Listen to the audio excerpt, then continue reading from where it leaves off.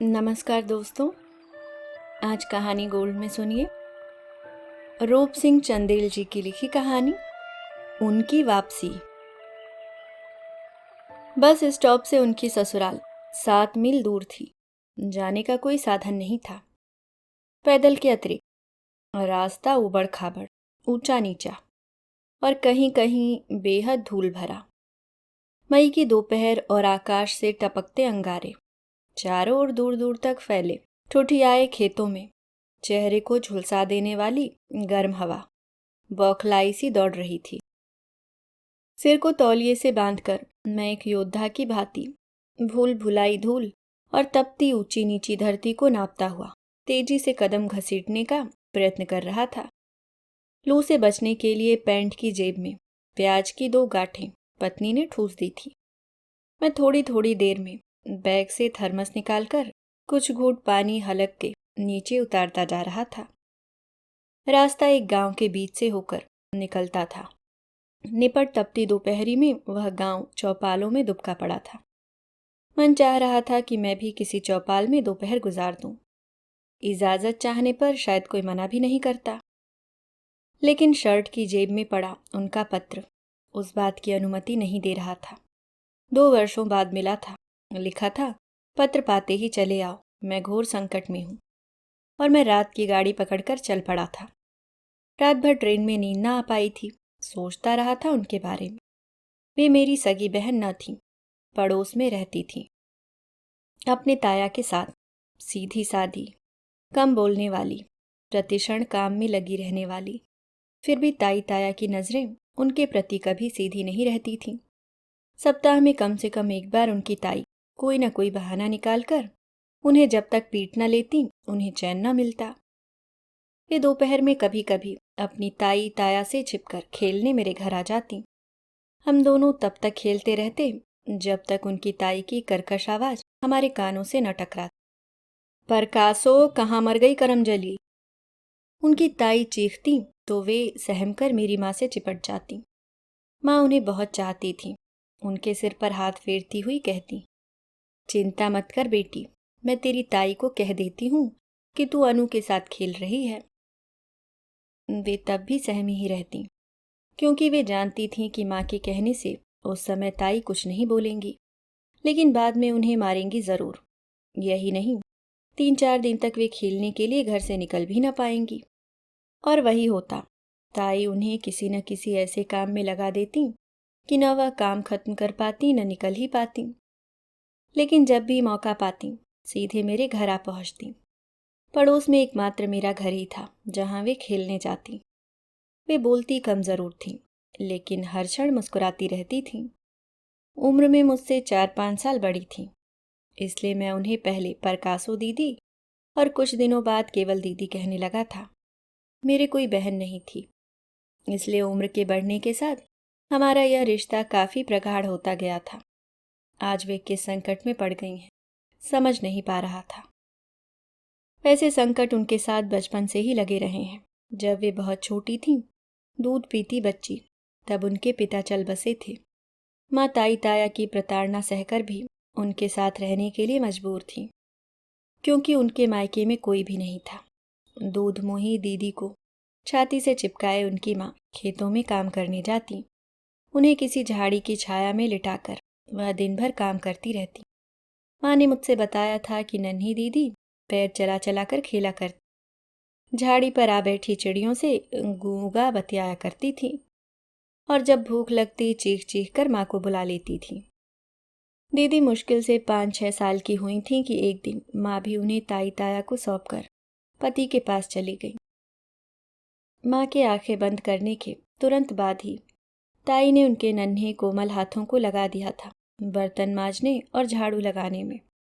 अपनी ताकत भर दीदी बर्तन ठीक से ही मांजती, लेकिन ताई को उनकी सफाई पसंद न आती और दीदी पर 2-4 हाथ पड़ ही जाते। हर दिन 2-4 हाथ खाती हुई वे बड़ी हुई, इतनी बड़ी कि मेरे घर खेलने आना भी बंद कर दिया। मैं भी 8वीं पास कर हाई स्कूल में पहुंच गया और साइकिल से 5 मील दूर के इंटर कॉलेज में जाने लगा। दीदी ने खेलने आना तो बंद कर दिया था, लेकिन माँ से मिलने वह प्रायः आ जाया करती। कुछ देर बैठती और मेरी पढ़ाई के बारे में पूछ लेती। उनकी खुद भी पढ़ने की इच्छा रही थी। एक आध बार घर में कहने पर ताया चीख कर बोले थे, लड़कियों को पढ़ाने का रिवाज हमारे वंश में कभी नहीं रहा, तू पढ़कर क्या मुंशीगिरी करेगी। दीदी मन मार कर रह गई थी। पढ़ाई की बात चलने पर रुआसे स्वर में वे कहती, 4 अक्षर पढ़ लेती तो चिट्ठी तो लिख सकती थी, लेकिन वे बेहद उदास हो जाती। एक दिन माँ ने बताया, दीदी की शादी की बात चल रही है, शायद जल्दी ही तय हो जाएगी। मैं उस दिन सोचता रहा, दीदी अब चली जाएंगी, एकमात्र दीदी, सगी से भी अधिक। मैं किससे बातें किया करूँगा, किसे दीदी कहा करूँगा। हमारे यहाँ आज भी लड़कियों, विशेषकर गांव की लड़कियों की नियति शादी ही है। वह कभी न कभी होनी ही थी और उन्हें जाना ही था। दीदी का अब मेरे घर आना लगभग बंद हो गया था। कभी कभार ही उनके दर्शन हो जाया करते थे। कुछ दिन बाद वे भी बंद हो गए। वे पूरी तरह 4 दीवारी के अंदर रहने लगीं। कहीं न आने जाने का उनके ताया का सख्त आदेश था। वे उनकी शादी दूर के गांव में तय कराए थे, एक किसान परिवार में। लड़का 2 जहाँ था, दीदी से 15 साल बड़ा। इधर उधर दूसरों से सुनी बातों के आधार पर माँ ने बताया था कि पहली पत्नी से शायद उसे एक 5 साल का लड़का भी है। माँ दीदी के ताया को हल्की सी गाली देते हुए भर्राए गले से बोली थी, करम फूट गए उस बेमाँ बाप की बच्ची के। बूढ़ा खोसट बच्ची की जायदाद समेटने के लिए उसे दूर दराज एक 2 जहे के गले मरने जा रहा है। लेकिन माँ के या किसी और के सोचने से दीदी की शादी टलनी नहीं थी। महीना, तारीख, दिन सब पहले ही निश्चित कराए थे उनके ताया। और एक दिन आतिशबाजी और बैंड बाजों की आवाज गांव में गूंज उठी थी, जिसने दीदी की सिसकियों को बेरहमी से दबा दिया था। एक काले बदसूरत से आदमी के साथ गुलाब सी सुंदर दीदी एक एक कर अग्नि के फेरे लेने लगी थी, आजीवन एक सूत्र में बंध जाने के लिए। दीदी की शादी करके उनसे पूरी तरह से छुट्टी पा ली थी उनके ताया ने। एक प्रकार से भुला ही दिया था उन्हें। उनकी शादी के कुछ दिन बाद ही मैं पढ़ने के लिए शहर चला गया। 2 साल तक उनके बारे में किसी को कुछ भी पता नहीं चला, वे कैसी हैं, सुख में या दुख में। 2 साल बाद एक दिन माँ को किसी से पता चला कि वे बहुत कष्ट में हैं। पति उन्हें मारता पीटता और घर से लेकर खेतों तक का काम करवाता है। माँ ने उनकी खबर लेने के लिए किसी तरह उनके ताया से पता लेकर उन्हें 3 पत्र लिखवाए, लेकिन उत्तर नहीं आया। आता भी कैसे? दीदी पढ़ी लिखी होती तो अवश्य अपने बारे में 2 शब्द लिख भेजती। लेकिन माँ कहती और आंखें गीली कर लेती। गर्मी की छुट्टियों में माँ ने जिद की उन्हें देखाने को। मुझे जाना पड़ा। भटकता पूछता किसी प्रकार रेलवे स्टेशन से 7 मील की पैदल यात्रा करके पहुंच गया था उनके ससुराल रहमतपुरा। उस दिन भी निपट दोपहर थी। घर के सारे लोग इधर उधर जमीन पर ढेर थे, लेकिन दीदी बेझर जौ चना कूटकर साफ करने में व्यस्त थी, पसीने से तरबतर।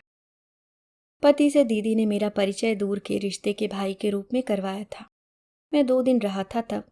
उन 2 दिनों में ही बहुत कुछ समझने को मिला था। दीदी ने दुखी स्वर में कहा था, ताया ने पता नहीं किस जन्म का बदला लिया है मुझे यहाँ ब्याह कर। ये सब कसाई हैं, निरे कसाई। जरा जरा सी बात में रुई की तरह धुनने लगते हैं। लड़के को सिर चढ़ा रखा है वह, और मेरे खिलाफ उनके कान भरता रहता है। कई बार तो मन करता है कि किसी कुएं तालाब में कूद जाऊं। वे और अधिक दुखी हो उठी थी। उसके बाद एक एक कर 12 वर्ष बीत गए। पढ़ाई समाप्त कर मैं नौकरी में आ गया और दिल्ली में पोस्ट हुआ। अपनी शादी में दीदी को लेने गया था। बहुत मिन्नतें करने के बाद उनके पति इस शर्त पर उन्हें भेजने को राजी हुए थे कि मैं शादी के तुरंत बाद उन्हें वापस पहुंचा जाऊंगा। दीदी गांव में सबसे मिली, बहुतों के घर भी गई, लेकिन अपने ताया के घर झांकने भी नहीं गई। दीदी के प्रति माँ का लगाव पहले की अपेक्षा कुछ अधिक ही बढ़ गया था। उनके जाने के बाद माँ कई दिनों तक उदास रही थी, यह कहते हुए फिर पहुंच गई बेचारी कसाईयों के घर। कितना दुष्ट है उसका पति। कहता है बच्चे पैदा करने के लिए तेरे साथ शादी नहीं की है अपने सुख और बेटे की देखभाल के लिए। भाग फूट गए बच्ची के। मेरे दिल्ली वापस लौटते समय माँ ने कहा था, कभी कभी प्रकाशों के पति को खत लिख दिया कर, आदरपूर्वक, जिससे उसे यह न लगे कि प्रकाशों को पूछने वाला कोई है ही नहीं। जालिम मूड है उसका पति। बेटा, जरा सोच समझकर खत लिखा करना। और मैं साल में कम से कम 2 पत्र अवश्य लिख देता था, कभी दीदी के नाम तो कभी उनके पति के नाम। कभी कभी उनके उत्तर भी आ जाते थे। प्रायः दीदी ही उत्तर लिखवा भेजती थी। सर्वश्री सर्वोपमा, जोग लिखी। यहाँ सब राजी खुशी है। तुम्हारी राजी खुशी सदा भगवान से नेक मनाया करती हूँ। से शुरू होकर पत्र में खेत खलिहान, बाग आदि के समाचार होते और अंत में उर्मिला के लिए ढेर सारा प्यार और आशीष होता। लेकिन उनका यह पत्र संक्षिप्त और पहले के पत्रों से भिन्न था, और यह मेरे किसी पत्र के उत्तर में नहीं था। वे अवश्य किसी कठिनाई में हैं। मेरे कदम कुछ और तेज हो गए। जूतों के अंदर तलवे जलने लगे थे और शरीर पसीने से लथपथ हो रहा था। दीदी के सिर और हाथ में पट्टियां बंधी थी। स्पष्ट था कि उनके साथ पशुवत व्यवहार किया गया था। उन्हें देख क्षणांश के लिए मन उत्तेजित हुआ, लेकिन अपनी स्थिति का ज्ञान होते ही शांत हो गया और सोचने लगा, हम किस आधार पर यह दावा करते हैं कि स्वतंत्रता के बाद यहाँ क्रांतिकारी सामाजिक आर्थिक परिवर्तन हुए हैं, जबकि यहाँ की सामान्य नारी आज भी दलित है, शोषित है, उपेक्षित और पीड़ित है। शाम को उनके पति से मैंने बात की। दीदी की तबीयत कुछ खराब लगती है, अगर इजाज़त दें तो कुछ दिनों के लिए मैं उन्हें दिल्ली ले जाऊं। मेरी बात सुनते ही वे फट पड़े। ले जाओ अपनी बज्जात बहन को, मैं इसे फूटी आंखों भी नहीं देखना चाहता। साली जुबान चलाती है। तो क्या तुम्ही को भगवान ने जुबान दी है? खंबे की ओर से दीदी का स्वर सुनाई पड़ा। मैं स्तंभित उस ओर देखने लगा। यह आश्चर्यजनक परिवर्तन देख रहा था उनमें। शायद बर्दाश्त की भी कोई सीमा होती है। ज्यादा चबर चबर की तो नटई पर पैर रखकर जुबान खींच लूंगा। उनके पति क्रोध से कांपने लगे थे। जरा हाथ तो चलाकर देखो, अच्छा न होगा। दीदी विद्रोहियों की भांति तनकर खड़ी हो गई थी।